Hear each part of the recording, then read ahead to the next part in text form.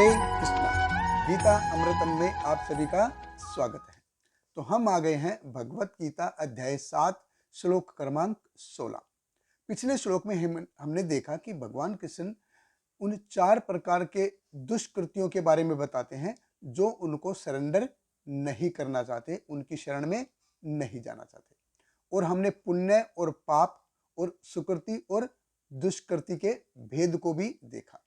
इस श्लोक में भगवान कृष्ण बताएंगे कि 4 प्रकार के वो लोग कौन से हैं जिन्होंने पवित्र कार्य किए हैं और वो भगवान की शरण में जाने का प्रयास करते हैं। तो भगवत गीता अध्याय 7 श्लोक क्रमांक 16 भगवान कृष्ण कहते हैं, चतुर्विधा भजन्ते माम जना सुकृतनो अर्जुन, आर्तो जिज्ञासु अर्थार्थी ज्ञानी च भरत ऋषभ। भगवान कृष्ण कहते हैं, हे भरत श्रेष्ठ, 4 प्रकार के पुण्यात्मा मेरी सेवा करते हैं, आर्त, जिज्ञासु, अर्थार्थी तथा ज्ञानी। तो देखिए भगवान कृष्ण कहते हैं, सबसे पहले कहते हैं कि आर्त, आर्त यानी कि दुखी, जो अपने जीवन में दुखी हैं, परेशान हैं, जिनके जीवन में दुख है, वो भगवान को प्रपन्न होना चाहते हैं, भगवान की शरण में जाना चाहते हैं। तो आर्त यानी कि दुखी। दूसरे भगवान कहते हैं जिज्ञासु, जो भगवान को जानना चाहते हैं कि भगवान कौन है, दोज हु आर सीकर। तीसरा भगवान कहते हैं अर्थार्थी, यानी कि जीवन, जिसको अपने जीवन में लक्ष्मी की तलाश है, धन की तलाश है, तो उसके लिए वो कई सारे होम हवन यज्ञ तप व्रत इत्यादि करते हैं। तो जो मेजोरिटी है लोगों की वो आर्थ और अर्थार्थी की है। ज्यादातर लोग वही भगवान की शरण में जाते हैं जो दुखी हैं या जिनको धन की तलाश है। चौथा भगवान कृष्ण कहते हैं ज्ञानी, जो ज्ञानवान है और भगवान को पूर्ण पुरुषोत्तम के रूप में जानते हैं। जो पहले 3 कैटेगरी हैं, आर्थ, जिज्ञासु और अर्थार्थी, ये सकाम भक्त की श्रेणी में आते हैं। सकाम यानी कि जिनको अपना पर्सनल बेनिफिट चाहिए, स्वयं के लिए कुछ करने की इच्छा है। तो आर्थ यानी कि जो दुखी हैं, तो उनको अपने दुखों का निवारण करना है।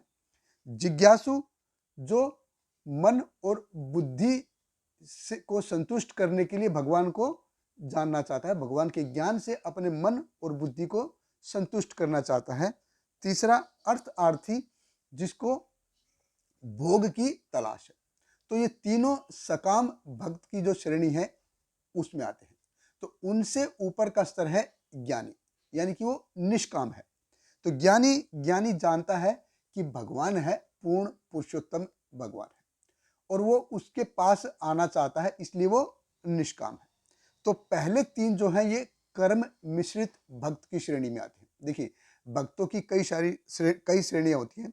एक है सकाम कर्म यानी कि सकाम कर्मी, और एक है निष्काम कर्मी। तो सकाम कर्मी कौन है? जो भगवान ने अध्याय 3 में जैसे कर्मयोग के बारे में बताया, अध्याय 4 में ज्ञान योग के बारे में बताया, और अध्याय 6 में ध्यान योग के बारे में बताया। तो सकाम कर्मी जो पुण्य कर्म करके स्वर्ग की प्राप्ति करना चाहते हैं। निष्काम कर्मी जो ज्ञान प्राप्त करना चाहते हैं, ज्ञान और उसके बलबूते पे भगवान को जानने का प्रयास करते हैं, ये है कर्मयोगी। तो ये तीनों के ये है, सकाम कर्मी है, ये कर्मयोगी है।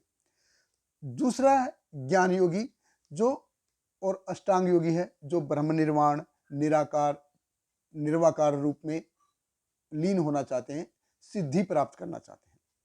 और इनसे ऊपर का स्तर है भक्ति का स्तर, शुद्ध भक्ति का स्तर उनसे ऊपर का है। तो ये शुद्ध भक्ति का स्तर क्या है? श्रील रूप गोस्वामी भक्ति रस अमृत सिंधु बड़े सुंदर तरीके से बताते हैं। अन्य अभिलाषिता शून्यम ज्ञान कर्मादि अनावर्तम अनुकूलेन कृष्ण अनुशीलनम भक्तिर उत्तम। अन्य अभिलाषिता शून्यम यानी कि जिसके जीवन में, जिसके हृदय में भगवान की संतुष्टि को छोड़ करके कोई इच्छा नहीं है, उसको इंद्रिय भोग की इच्छा नहीं है, उसको अपने ज्ञान के बलबूते पे भगवान को जानने की इच्छा नहीं है, उसमें भगवान के साथ एकत्व होने की इच्छा नहीं है, उसमें अपने दुखों का निवारण करने की इच्छा नहीं है, और उसको अपने जीवन में कोई सुख उपभोग की इच्छा नहीं है। तो वो व्यक्ति कैसा होना चाहिए? वो ज्ञान कर्म आदि अनावर्तम, उसको केवल भगवान को संतुष्ट करने की इच्छा होनी चाहिए, उसके अलावा उसके जीवन में कोई इच्छा नहीं होनी चाहिए, कि केवल भगवान की संतुष्टि। तो करता क्या है फिर वो? अनुकूलेन कृष्ण अनुशीलनम, यानी कि फेवरेबल, भगवान के फेवर में होके अनुशीलन, वो भगवान का जो फॉलो करता है, भगवान ने जो आदेश दिए हैं उनको फॉलो करता है। तो ये शुद्ध भक्ति का स्तर है, वो कैसे आए? वो आर्थ, अर्थार्थी, ज्ञानी और जिज्ञासु, जब तक ये शुद्ध भक्ति के स्तर पे नहीं आते हैं तब तक ये दूषित रहते हैं।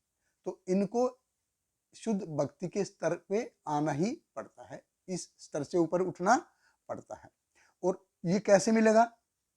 शुद्ध भक्ति का स्तर कैसे आएगा? जब हम किसी शुद्ध भक्त का संग करेंगे।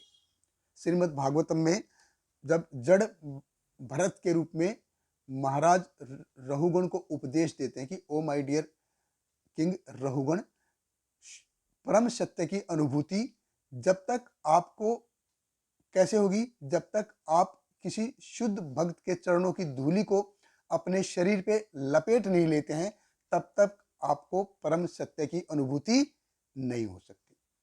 तो कोई ब्रह्मचर्य का पालन करता है, गृहस्थ जीवन के विधि विधानों का पालन करता है, वानप्रस्थ जीवन अपनाया है उसका पालन करता है, संन्यास लेता है, या शीत ऋतु में ठंडे पानी में खड़े होकर तपस्या करता है, या ग्रीष्म ऋतु में आग के अग्नि से घिर के या झुलसती धूप में खड़े होकर तपस्या करता है, वो उससे नहीं आएगा जब तक किसी महान भक्त के अनुग्रह प्राप्त नहीं हो। जब तक किसी महान शुद्ध भक्त का अनुग्रह प्राप्त नहीं हो जाता तब तक शुद्ध भक्ति का स्तर नहीं आता। और ये हमको कैसे होगा? जब हम किसी शुद्ध भक्त की सेवा करेंगे, जब हम किसी शुद्ध भक्त की सेवा करेंगे, और जब ये सेवा बिना किसी मेवा के होती है तो ये शुद्ध भक्ति का कारण बनती है। बहुत बहुत धन्यवाद। हरे कृष्णा। श्रील प्रभुपाद की जय।